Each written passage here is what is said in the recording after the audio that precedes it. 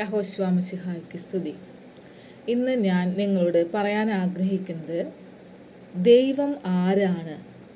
ദൈവത്തെ ഭയമില്ലാതെ കണ്ണടച്ചിരിക്കുന്നവരെ ദൈവത്തിൻ്റെ വല്ലഭത്വം മനസ്സിലാക്കൂ എന്ന ഒരു വിഷയത്തെക്കുറിച്ചാണ്. ഈസ്റ്ററൊക്കെ ആഘോഷിക്കാൻ പോവാണല്ലേ എല്ലാ ക്രിസ്ത്യാനികളും. ഈ ക്രിസ്ത്യാനികളോടാണ് ഞാൻ ഈ ചോദ്യം ചോദിക്കുന്നത്. ക്രിസ്ത്യാനിയെ, നിന്റെ ദൈവം ആരാണ്? ജീവന്റെ പുസ്തകത്തിൽ എഴുതിയിരിക്കുന്ന യഹൂദന്റെ ദൈവമാണ് നിന്റെ ദൈവമെങ്കിൽ നീ ഒന്ന് മനസ്സിലാക്കണം. സർവശക്തനായ ആ ദൈവത്തിനെ ഒരു വസ്തുവിൽ ഒതുക്കി നിർത്താനായിട്ട്, അല്ലെങ്കിൽ നിന്റെ കൈപ്പിടിയിൽ ഒതുക്കി നിർത്താനായിട്ട് പറ്റില്ല.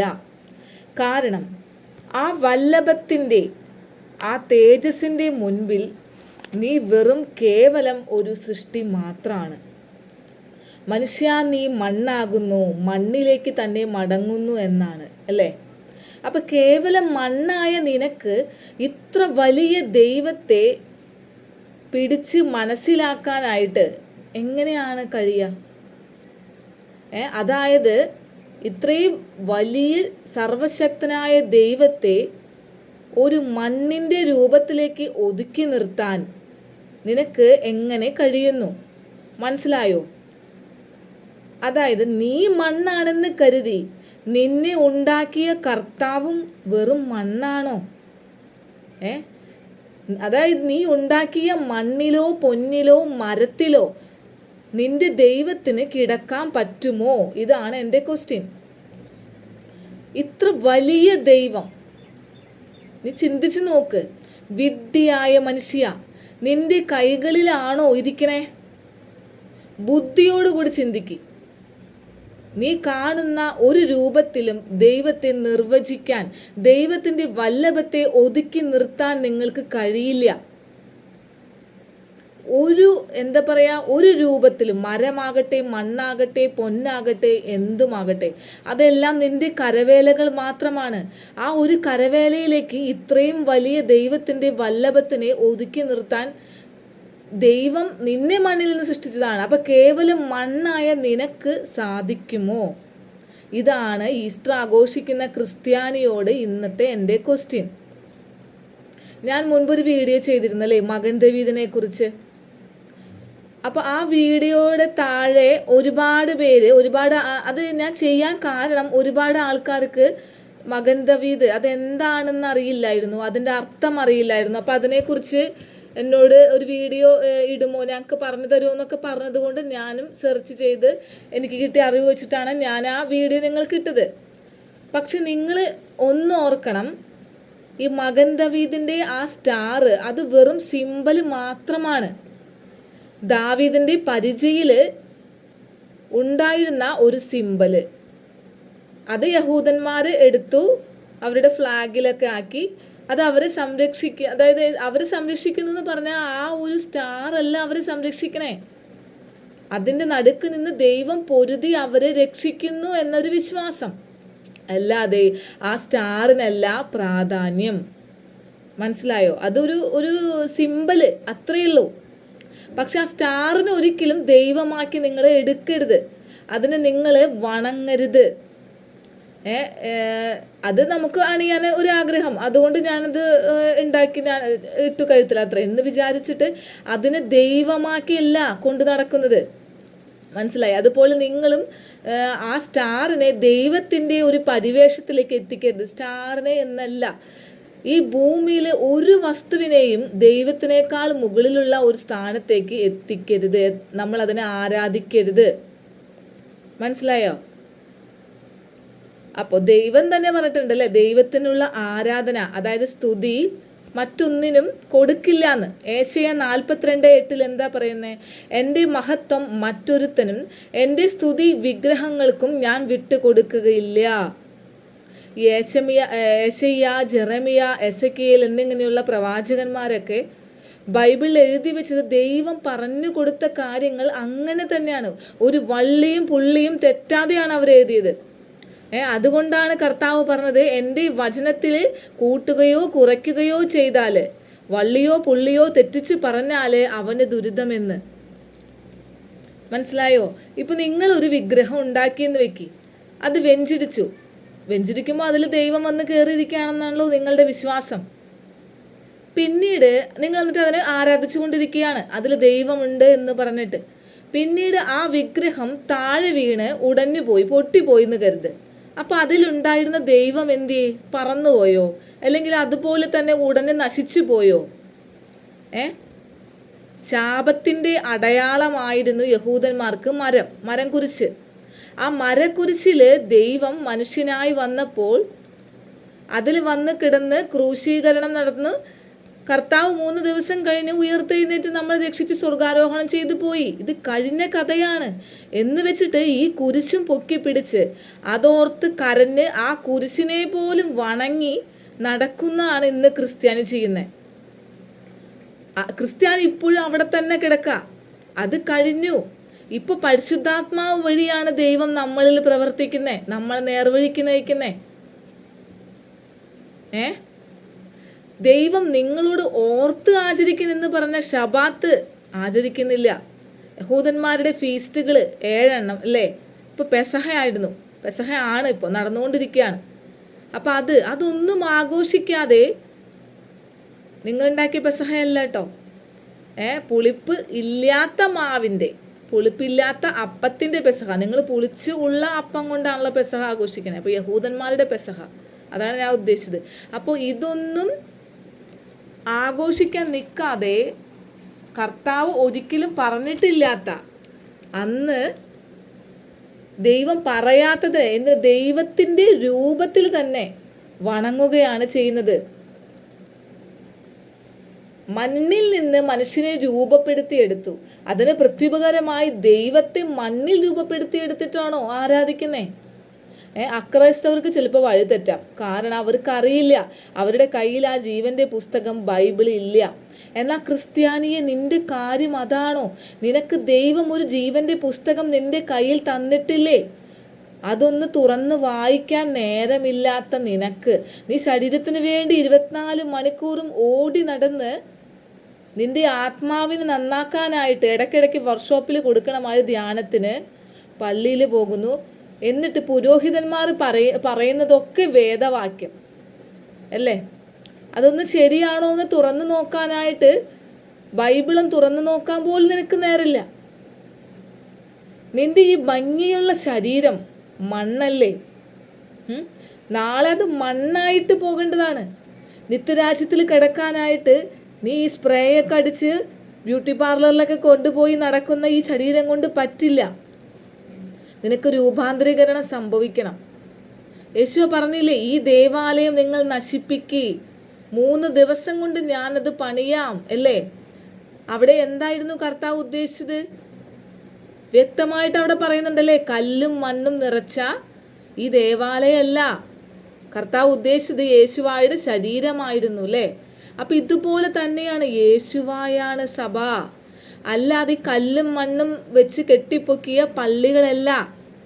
ദൈവത്തിന് ഇരിക്കാനാണെന്ന് പറഞ്ഞ് പാവപ്പെട്ടവൻ്റെ പിച്ചച്ചട്ടിയിൽ കൈയിട്ട് വാരി കണക്ക് പറഞ്ഞ് ദേവാലയം പണിയുന്ന ഈ കാലത്ത് നിങ്ങളുടെ കണ്ണൊന്ന് തുറക്ക്.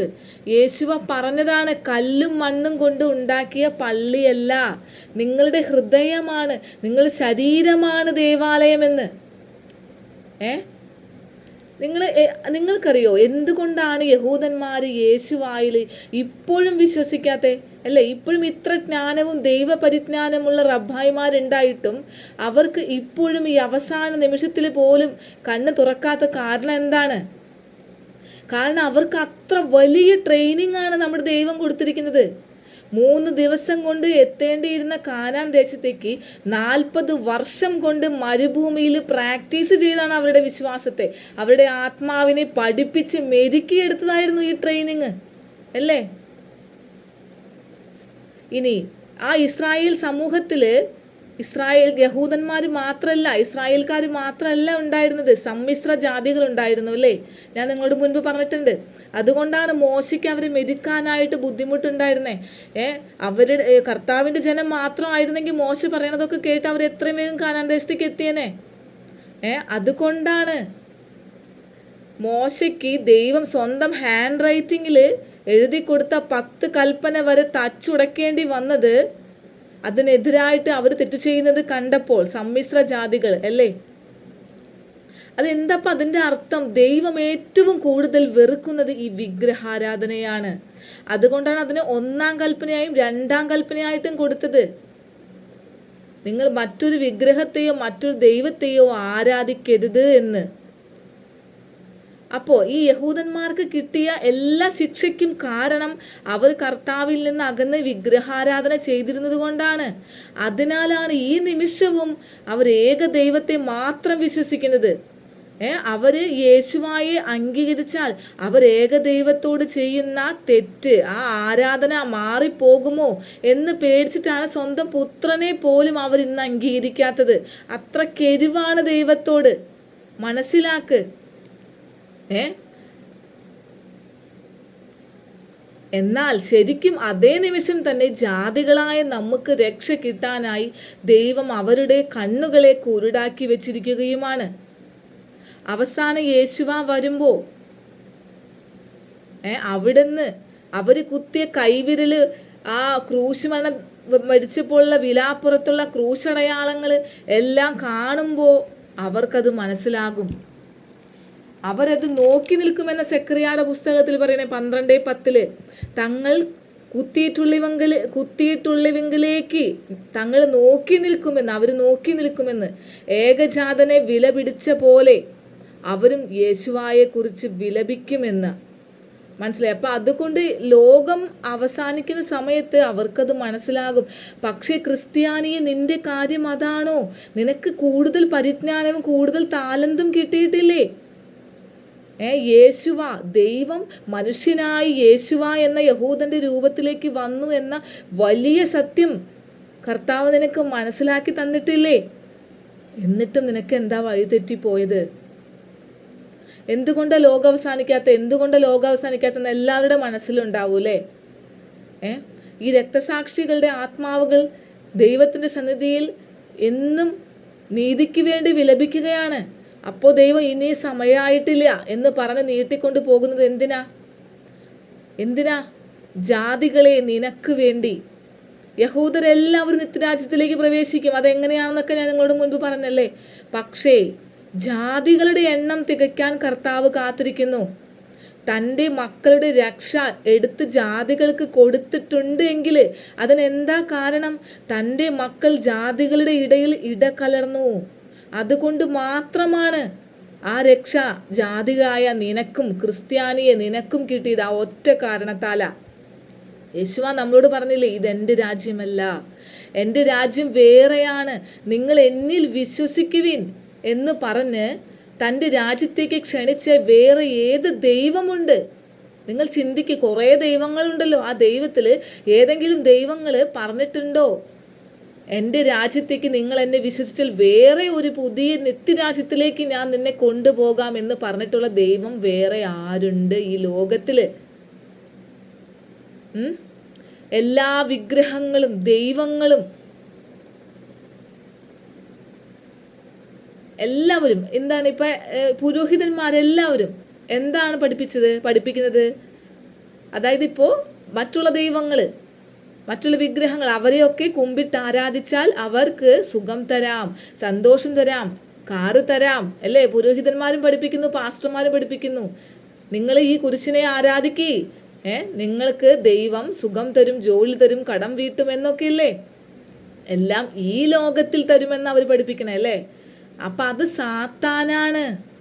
യഹൂദൻ്റെ ദൈവം എന്താ പറഞ്ഞത്? നിങ്ങൾക്കൊരു സ്വർഗരാജ്യമുണ്ട്, അത് ഇവിടെയല്ല, എന്നെ വിശ്വസിച്ചാൽ നിങ്ങൾക്ക് അത് തരാമെന്നാണ്. ആ ദൈവത്തെയല്ലേ നിങ്ങൾ വിശ്വസിക്കേണ്ട, അല്ലാണ്ട് കള്ളം പറഞ്ഞു നടക്കുന്ന ഈ ദൈവങ്ങളെയാണോ? യഹൂദൻ്റെ ദൈവം അബ്രാഹത്തിൻ്റെയും ഇസഹാക്കിൻ്റെയും യാക്കോബിൻ്റെയും ദൈവമാണ് താൻ എന്ന് അഭിമാനപൂർവം ദൈവം പറഞ്ഞു അല്ലേ? ഒരാൾ നമ്മെക്കുറിച്ച് പറയുമ്പോൾ, അല്ലെങ്കിൽ നമ്മൾ ആ ആളെക്കുറിച്ച് പറയുന്നത്, ഇപ്പം ഞാൻ ഇന്ന ആളുടെ മകളാണ് എന്ന് ഒരാൾ പറയണേക്കാളും ആ വ്യക്തി ഇന്ന ആൾ എൻ്റെ മകളാണ് കേട്ടോ എന്ന് പറയുമ്പോഴല്ലേ അതിൽ കൂടുതൽ ഒരു സന്തോഷം വരുന്നത്, കൂടുതൽ ഒരു എന്താ പറയുക ഉയർച്ച വരുന്നത്. അപ്പം ഞാൻ അബ്രാഹത്തിൻ്റെയും ഇസഹാക്കിൻ്റെയും യാക്കോബിൻ്റെയും ദൈവമാണ് എന്ന് സർവശക്തനായ ദൈവമാണ് പറഞ്ഞിരിക്കുന്നത്. ക്രിസ്ത്യാനിയുടെ ദൈവം എന്നല്ല. ക്രിസ്ത്യാനി ഏച്ചു കെട്ടി അങ്ങട് ചെല്ലാണ്, പിടിച്ചു വലിച്ച് ഇങ്ങട് കൊണ്ടുവരാണ് യഹൂദന്റെ ദൈവത്തെ. ഞങ്ങളുടെ ദൈവമാണ്. അപ്പം അതിനേക്കാളും മേന്മ ദൈവം പറയുന്നതിലല്ലേ. അപ്പം ആ ദൈവം യഹോശുവ മശിഹാഹ ആയിരിക്കണം നിങ്ങളുടെ ദൈവം. അല്ലാതെ എന്നോ ഉയർത്തെഴുന്നേറ്റ് പോയ യേശുവായുടെ രൂപവും പൊക്കിപ്പിടിച്ച് അതിന് മുത്തം കൊടുത്ത് സാത്താൻ്റെ മേൽ രക്ഷ പ്രാപിച്ച ദിവസമാണ് ദുഃഖ വെള്ളിയാഴ്ച അല്ലേ. സർവായുധങ്ങളും കുരിശിൻ്റെ കീഴെ വെപ്പിച്ച് പിതാവിൻ്റെ ആ ഒരു വലിയ പ്ലാനിങ് നടത്തി കൊടുത്തുകയാണ് യേശുവ ചെയ്തത്. അല്ലാതെ യേശുവ അവിടെ വ്യസനിച്ചത് യേശുവായുടെ ബോഡിയിൽ വരാൻ പോകുന്ന ഈ ലോകത്തിലെ ദുഃഖങ്ങൾക്കോ വേദനകളോ ഓർത്തിട്ടല്ല. മണ്ടൻ ക്രിസ്ത്യാനിയെ നീ ആലോചിക്ക്. അത് ഇന്നും ആലോചിച്ച് വെച്ച് ആ ദുഃഖം ആചരിച്ച് എല്ലാ കൊല്ലം നടക്കുന്ന നീ ഒന്ന് ആചരിക്ക്. ഈ വെച്ച മുൾമുടിയോ അല്ലെങ്കിൽ ഈ ചാട്ടവാറടിയോ ഈ കുരിശ് ചുവന്ന് കുരിശുമ തറച്ച് ഇതൊന്നും ഒരു വേദനയെ അല്ല യേശുവാക്കി. ആ വേദന ഓർത്തിട്ടല്ല യേശുവ അന്ന് വ്യസനിച്ചത്, കരഞ്ഞത്, ഗെത്സമൻ തോട്ടത്തിൽ രക്തം വിയർത്തത്. എന്തിനായിരുന്നു? അതായത് ദൈവവുമായിട്ട് ഗാഢബന്ധത്തിലുണ്ടായിരുന്ന ഒരു പുത്രൻ അല്ലേ. ആ യേശുവാക്ക് ഒരു നിമിഷത്തേക്കെങ്കിലും ദൈവത്തെ കാണാൻ പറ്റില്ല. ക്രൂശിൽ ഈ ലോകത്തിൻ്റെ സർവരുടെയും പാപങ്ങൾ വഹിച്ചു കിടക്കുന്ന ആ നിമിഷത്തിൽ, ഒരു നിമിഷത്തിലേക്ക് അന്ധകാരം നിറഞ്ഞ ആ നിമിഷം സ്വന്തം അപ്പനെ കാണാൻ പറ്റാത്ത ആ അവസ്ഥയെ ഓർത്തായിരുന്നു ദൈവം രക്തം വിയർത്തത്. അല്ലാതെ ക്രിസ്ത്യാനിയെ നീ വിചാരിക്കുന്ന പോലെ ഇതൊക്കെ എനിക്ക് ഏൽക്കേണ്ടി വരുമല്ലോ, എനിക്ക് ഇതൊക്കെ കഷ്ടതകൾ ഉണ്ടാവുമല്ലോ എന്ന് ചിന്തിച്ചിട്ടല്ല. അത് നീ ആദ്യം ചിന്തിക്ക്. എന്നും ക്രിസ്ത്യാനി അത് പൊക്കി പിടിച്ച് നടന്ന് എല്ലാ കൊല്ലവും കരഞ്ഞുകൊണ്ട് നടക്കുക. അവിടെ നിൽക്കുക. അവിടെ നിന്ന് അങ്ങോട്ട് വളർന്നിട്ടില്ല. ഇമ്മാനുവേൽ പരിശുദ്ധാത്മാവിന് നൽകിയിട്ടല്ലേ യേശുവ പോയത്. അല്ലാതെ യേശുവ ക്രൂശിൽ തറച്ചെന്ന് പറഞ്ഞാൽ ആ കുരിശും പൊക്കി പിടിച്ച് കരഞ്ഞോണ്ട് നടക്കാനാണോ കർത്താവ് പറഞ്ഞത്? അല്ലല്ലോ. ഇന്നും നമ്മളെ വഴി നടത്തുന്നത് ആരാ? പരിശുദ്ധാത്മാവാണ്. ഇപ്പൊ സുവിശേഷം പ്രസംഗിക്കുന്നവർക്കൊക്കെ എന്തെങ്കിലും കഷ്ടം വന്നിട്ടുണ്ടെങ്കിൽ എന്താ പറയുക എല്ലാവരും? ശിക്ഷയാണ്, നമ്മിൽ നിന്ന് തിരിഞ്ഞ് പോയത് കൊണ്ട് ദൈവം കൊടുത്ത ശിക്ഷയാണെന്നല്ലേ. നിങ്ങൾ ബൈബിൾ ഒന്ന് എടുത്ത് നോക്കിയേ.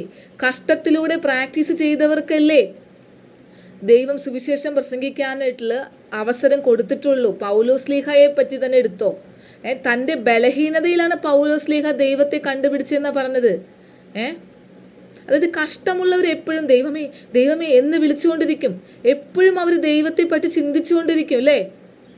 അപ്പോൾ ജോബ് പറഞ്ഞ പോലെ പറയണം, എന്ത്? കഷ്ടങ്ങൾ സാരമില്ല. ദൈവത്തിന് എല്ലാത്തിനും ഒരു വ്യക്തമായ നിലപാടുണ്ട്, ഒരു സമയമുണ്ട് എന്ന്. അങ്ങനെ ജോബിനെ പോലെ പറയാൻ നമുക്ക് സാധിക്കണം. ഒരു തരത്തിലും വിട്ടുകൊടുക്കരുത്. നിങ്ങളെ കർത്താവിനെ വിശ്വസിച്ചിട്ട് ഇപ്പം എന്താ ഈ കഷ്ടകാലമൊക്കെ നിങ്ങൾക്ക് വന്നില്ലേ എന്ന് ചോദിക്കുന്നവരോട് നിങ്ങൾ മറുപടി പറയണം. വന്നോട്ടെ, കഷ്ടകാലം വന്നോട്ടെ, അതിനെന്താ? കഷ്ടകാലം വന്നോട്ടെ. ദൈവത്തിന് എല്ലാത്തിനും അതിൻ്റെതായ സമയമുണ്ട്. ഈ ലോകമല്ല നമ്മുടെ ലക്ഷ്യം, നിത്യരാജ്യമാണ്. സുവിശേഷം പറഞ്ഞു തുടങ്ങിയ 4 വശത്തുനിന്നും അടി കിട്ടും. കാരണം സാത്താൻ വരുന്നത് ഒരു പ്രേതം പോലെയല്ല, മനുഷ്യരുടെ രൂപത്തിലാണ്. ഒരു പക്ഷെ അടുത്ത ബന്ധുവായിട്ടായിരിക്കും. അതായത് ഒരു കാര്യം നിങ്ങൾക്കറിയോ, സാത്താന് ആയുധമില്ല. ഞാൻ പറഞ്ഞല്ലോ, സർവ്വ ആയുധങ്ങളും ആ കുരിശിൻ്റെ ചോടെ വെക്കേണ്ടി വന്നു അവന്. ദൈവം തോൽപ്പിച്ചു അവനെ. അപ്പം ആയുധമില്ലാത്ത ഈ സാത്താൻ നിന്നെ തോൽപ്പിക്കുന്നത് നിന്റെ ആയുധം എടുത്താണ്. നിന്റെ കയ്യിലെ ആയുധം അത് നിന്റെ ഭയമാകാം. മനസ്സിലായോ? അവൻ നിന്നോട് പോരാടുന്നത് എന്താണ്? നിന്റെ ആയുധം എടുത്തിട്ടാണ് അല്ലേ. അപ്പം അതുപോലെ തന്നെയാണ് അവനോട് തിരിച്ചു പോരാടാൻ ദൈവം നിന്നെ സഹായിക്കുന്നതും നിന്റെ കയ്യിലെ ആയുധം എടുത്തിട്ടാണ്. അതെങ്ങനെയെന്ന് മനസ്സിലായോ? അതായത് നിന്റെ ഭയമെന്ന ആയുധത്തെ എടുത്ത് സാത്താൻ നിന്നെ കീഴടക്കാൻ ശ്രമിക്കുമ്പോൾ ദൈവം വചനമെന്ന ആയുധത്തെ എടുത്ത് നിന്റെ കയ്യിലെ, നിന്റെ മനസ്സിലെ, നിന്റെ ആത്മാവിലെ വചനമെന്ന ആയുധത്തെ എടുത്ത് അവനെ പ്രതിരോധിച്ച് നിന്നെ രക്ഷിക്കും. ഒരു മനുഷ്യൻ്റെ ഹൃദയത്തിൽ തന്നെയാണ് നന്മയും തിന്മയും ഇരിക്കുന്നത്. അതായത് ഒരു മനുഷ്യന് ദൈവമാകാനും പറ്റും, സാത്താനാകാനും പറ്റും. ഇപ്പോൾ ഒരാൾ ആക്രമിക്കാൻ വന്നെന്നിരിക്കട്ടെ. അപ്പം നമ്മൾ ജൂഡോ പഠിച്ചവരോ അല്ലെങ്കിൽ കരാട്ടെ പഠിച്ചവരോ അതൊക്കെ എടുത്ത് കയ്യിൽ വാളുണ്ടെങ്കിൽ അതൊക്കെ എടുത്ത് അവനെ പ്രതിരോധിക്കാൻ ശ്രമിക്കൂ അല്ലേ? പക്ഷെ കർത്താവ് എന്താ പറഞ്ഞത്? ഈ അന്ത്യനിമിഷങ്ങളിൽ നിനക്ക് വചനമാണ് വേണ്ടത്. വചനമാണ് നിന്റെ വാള്. ഈ ലോകത്തിലുള്ള മറ്റൊരു ആയുധങ്ങൾ നിന്നെ രക്ഷിക്കില്ല എന്ന്. ഇപ്പൊ ദൈവം ദാവീദിന് രക്ഷ കൊടുത്തത് ദാവീദിന്റെ കയ്യിലെ ആ ഒരു കവചം. ചെറിയ ദാവീദ് നമ്മുടെ ഗോലിയാത്തിനെ കൊന്ന കഥ തന്നെ നിങ്ങൾ എടുക്ക്. ദാവീദിന് വെറും 13 വയസ്സേ ഉണ്ടായിരുന്നുള്ളൂ അല്ലേ? അപ്പം ആ 13 വയസ്സുള്ള ദാവീദിന് ആ ഗോലിയാത്തിൻ്റെ ഒരു വാള് പോലും പിടിച്ചുയർത്താനുള്ള ശക്തി ഉണ്ടായിരുന്നില്ല. അപ്പം അവൻ്റെ കയ്യിൽ ഒരു ചവണ ഉണ്ടായിരുന്നുള്ളൂ. ആ ചവണ വെച്ചിട്ടാണ് ദൈവം ദാവീദിന് അപ്പോൾ രക്ഷ കൊടുത്തത് അല്ലേ? അപ്പം അതുപോലെ നിന്റെ കയ്യിൽ എന്തുണ്ട്? വല്ലഭന് പുല്ലും ആയുധം എന്ന് പറഞ്ഞ പോലെ നീ ഒരുക്കി വെച്ചിരിക്കുന്ന നിന്റെ ഈ ഭൗതികമായ ആയുധങ്ങളൊന്നും നിന്നെ രക്ഷിക്കില്ല. നിന്റെ കയ്യിൽ എന്തുണ്ടോ അത് വെച്ചിട്ട് ദൈവം നിന്നെ ഉയർത്തി കാണിക്കും, സാത്താനെ തോൽപ്പിച്ചിട്ട്. മനസ്സിലായോ? അപ്പം അങ്ങനെയാണ് ദൈവത്തോട് നീ പോരാടേണ്ടത്. ദൈവം നിന്നെ സഹായിക്കും. ദൈവം എന്താ പറഞ്ഞത്? ബുദ്ധിയുള്ള മനുഷ്യൻ അവർക്കാണ് ദൈവത്തെ കണ്ടെത്താൻ സാധിക്കുകയുള്ളൂ എന്നാ പറഞ്ഞത്. ബുദ്ധിയുള്ള മനുഷ്യൻ ദൈവത്തെ അന്വേഷിക്കും ത്വരയോടുകൂടി ഓടി നടന്നിട്ട്. അപ്പം ഈ അന്ത്യനിമിഷങ്ങളിൽ സഹനം എന്നുള്ളത് യേശുവായിൽ വിശ്വസിക്കുന്നവർക്കാണ്. കാരണം എന്താണ്? സത്യദൈവത്തെ ഏറ്റുപറയുന്നവർക്കെതിരെ ലോകം മുഴുവൻ ഒറ്റക്കെട്ടായി നിന്ന് പൊരുതാണ്. ഇനി അങ്ങനത്തെ ഒരു കാലമാണ്. പിടിച്ചു നിൽക്കാൻ കഴിയണ്ടേ? അതായത് ഇപ്പോൾ കൂട്ടത്തോടു കൂടി ഒരു ക്രിസ്ത്യാനി എന്ന് പറയുന്നവർക്കല്ല ശിക്ഷയുണ്ടാകാം. യഹൂദന്മാര് ദൈവം മാറ്റി നിർത്തിയതുപോലെ ലോകത്തിൻ്റെ പല കോണിലും ദൈവം തൻ്റെ മക്കളെ പൊക്കി പൊക്കി എടുക്കും അവസാനം. അതായത് മറ്റുള്ള ഭരണത്തിൻ്റെ നിയമപരമായ മറ്റു കാലങ്ങൾ വരുമ്പോൾ പിടിച്ചു നിൽക്കാനാവാതെ ഈ ലോകം ഒന്നടങ്കം ഒറ്റയ്ക്ക് നിന്നുകൊണ്ട് നമുക്കെതിരെ പോരാടും. മനസ്സിലായി? ഏകസത്യ ദൈവത്തെ വിളിച്ചു പറയുന്ന ദൈവ പൈതല് ആ ദൈവ പൈതലിനെതിരെ പോരാടും. അപ്പം ക്രിസ്തു യേശുവായാണ് സഭ, അല്ലാതെ ഈ പള്ളികളോ സമൂഹമോ കൂട്ടായ്മയോ ഒന്നുമല്ല. യേശുവായാണ് സഭ. അത് നിങ്ങൾ മനസ്സിലാക്ക്. ഒരിക്കലും യേശുവ വന്നത് സമാധാനത്തിൻ്റെ ദൈവമായിട്ടായിരുന്നു അല്ലേ, യഹൂദ ഗോത്രത്തിൽ. എന്നാൽ ഇനി യേശുവ വരുന്നത് എന്താണ്? സിംഹമായിട്ടാണ്. ഗർജിക്കുന്ന സിംഹമായിട്ടാണ് യേശുവ ഇനി വരുന്നത്. എപ്പോഴാണ്? ജാതികളുടെ എല്ലാം എണ്ണം തികയുമ്പോൾ. യഹൂദന്മാരുടെ എല്ലാ ജാതികളെയാണ് ഇനി ദൈവത്തിന് കിട്ടേണ്ടത്. യഹൂദന്മാർ നിത്യരാജ്യത്തേക്കുള്ളവരാണ്. ഇനി ദൈവത്തിന് കിട്ടേണ്ടത് ജാതികളെ, നമ്മെ പോലുള്ള ജാതികളെ. ദൈവത്തിൻ്റെ ശബ്ദം കേട്ട് തിരിഞ്ഞു വരുന്ന ജാതികളുടെ എണ്ണം തികയുമ്പോൾ, അതായത് അത് വരണമെങ്കിൽ ഒരു കാരണവശാലും ആർക്കും ഒരു തരി പോലും നീതിയും ന്യായവും ഭൂമിയിൽ കിട്ടില്ല എന്ന ഒരു സ്ഥിതി വരുമ്പോൾ, അത്രയ്ക്ക് പാപം പെരുകുമ്പോൾ, സാത്താൻ നടമാടുമ്പോഴാണ് ജ്വലിക്കുന്ന തീയായി ഗർജിക്കുന്ന സിംഹമായി ദൈവം ഒലിവുമലയിൽ എല്ലാം ചുട്ടിരിക്കുന്ന ദൈവമായിട്ട് യേശുവ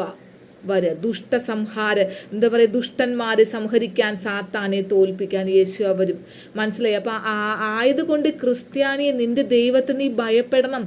ആദ്യം തന്നെ നീ തിരിച്ചറിയേണ്ടത് നിന്റെ ദൈവം ആരാണെന്നാണ്. ആ ബൈബിള് വായിക്കുമ്പോൾ തന്നെ നിനക്ക് മനസ്സിലാകും നീ ആരാധിക്കുന്ന ദൈവം എന്നത് യഹൂദന്റെ ദൈവമാണ്, യേശുവ.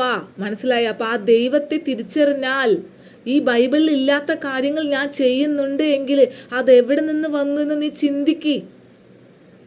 അല്ലാതെ നമ്മളുടെ കാരണന്മാരിങ്ങനെയായിരുന്നു, നമ്മളെങ്ങനെയാണ് പുരോഹിതൻ പഠിപ്പിച്ചത് എന്നൊക്കെ പറഞ്ഞുകൊണ്ട് മനുഷ്യൻ്റെ മാനം ഇച്ഛിച്ചുകൊണ്ട് ദൈവത്തിൻ്റെ മാനം ഇച്ഛിക്കാതെ നീ നടന്നു പോകുന്ന വഴിയാണ് എങ്കിൽ നീ ദൈവത്തിന് കണക്ക് കൊടുക്കേണ്ടി വരും. കാരണം ദൈവപരിജ്ഞാനം കൂടുതൽ കിട്ടിയതാണ് നിനക്ക് ക്രിസ്ത്യാനിക്ക്.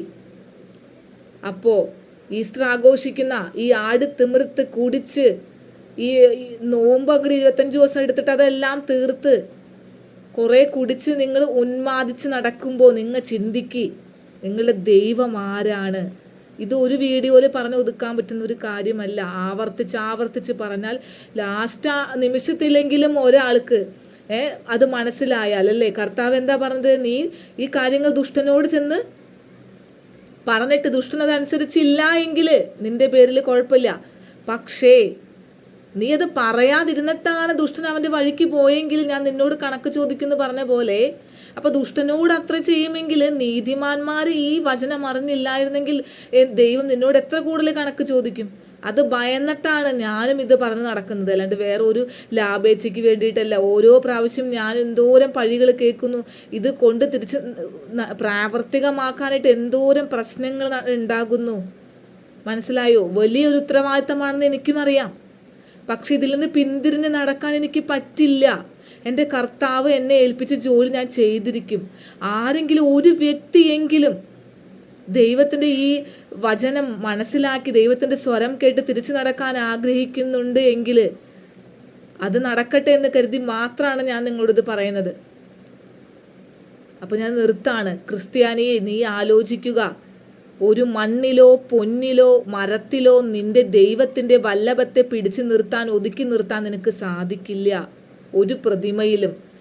നീ എന്തു തന്നെ മനസ്സിൽ ധ്യാനിച്ചുകൊണ്ടാണ്, ദൈവത്തെ സ്നേഹിച്ചുകൊണ്ടാണ് അത് ചെയ്യുന്നതെങ്കിലും അതിന് പറ്റില്ല. ആദ്യം നീ മനസ്സിലാക്കണം നിന്റെ ദൈവം ആരാണ്. അപ്പം ഇതിനെല്ലാം വേണ്ടത്, ഞാൻ എന്നും നിങ്ങളോട് പറയാറുള്ള മാതിരി, നിങ്ങൾ എപ്പോഴും 1 മണിക്കൂർ നേരമെങ്കിലും ദൈവത്തിന് വേണ്ടി കൊടുക്ക്. ശരീരത്തിന് വേണ്ടി നീ 24 മണിക്കൂർ ഓടി നടക്കുമ്പോൾ നീ 1 മണിക്കൂർ നേരമെങ്കിലും ദൈവത്തോട് തനിച്ചിരുന്ന് സംസാരിക്ക്. രാത്രിയിൽ ഏകാന്തതയിൽ ഞാൻ നിങ്ങളോട് എത്ര വട്ടം പറഞ്ഞേക്കുന്നു. അപ്പോൾ നിങ്ങൾ വെളുപ്പിന് എഴുന്നേറ്റ് കർത്താവിനെ വിളിച്ച് അപേക്ഷിക്കുമ്പോൾ, ഞാൻ പോകുന്ന വഴി ശരിയാണോ ദൈവമേ എന്ന് ചോദിക്കുമ്പോൾ നിങ്ങൾക്ക് മറുപടി കിട്ടും. അല്ലാണ്ട് ഈ ലോകത്തിലെ ഒരു മനുഷ്യനെയും കൊണ്ട് നോക്കി നടക്കരുത്. യേശുവായിൽ തന്നെ ആയിരിക്കണം നോക്കി നടക്കേണ്ടത്, അല്ല വേറൊരു മനുഷ്യനെയും നോക്കി നടക്കരുത്. ആ മനുഷ്യൻ തെറ്റുമ്പോൾ നിനക്കും തെറ്റാം. അപ്പോൾ കർത്താവിലായിരിക്കണം നിന്റെ കണ്ണ്.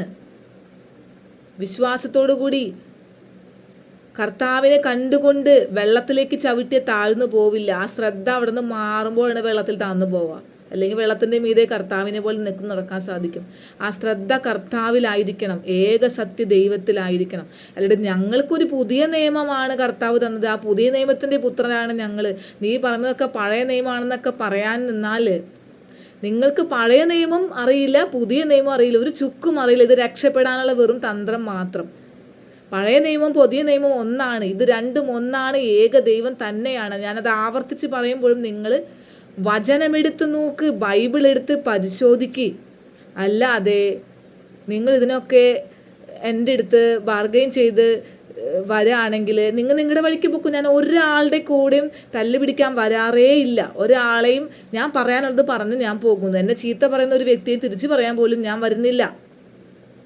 മനസ്സിലായോ? അപ്പം നിങ്ങൾ ചിന്തിക്കുക ബുദ്ധിമാന്മാരെ. കാരണം അവസാനിക്കാറായി. ഞാൻ പറഞ്ഞില്ല, ജാതികളുടെ എണ്ണം തികയ്ക്കാൻ വേണ്ടി മാത്രം ഇപ്പം അവിടെ ഇവിടെയും എത്ര രക്തസാക്ഷികളാണ് പോകുന്നത്. ഫസ്റ്റ് കർത്താവിൽ എടുക്കപ്പെടുന്നത് രക്തസാക്ഷികളാണ്. അതിനുശേഷം മാത്രമാണ് മറ്റുള്ളവർ എടുക്കപ്പെടുക. അപ്പോൾ രക്തസാക്ഷിയാവണോ നിനക്ക്? രക്തസാക്ഷിയാവാതെ പറ്റില്ല. നിനക്ക് എങ്കിൽ മാത്രം നിത്യരാജ്യത്തിലേക്ക് കിടക്കാൻ പറ്റുള്ളൂ. അപ്പം നീ അത് ചിന്തിക്ക്. നീ ആരാധിക്കുന്ന ദൈവം ആരാണ്? ആ ദൈവത്തിൻ്റെ ശക്തി എന്താണ്? നീ ഭയപ്പെടൂ.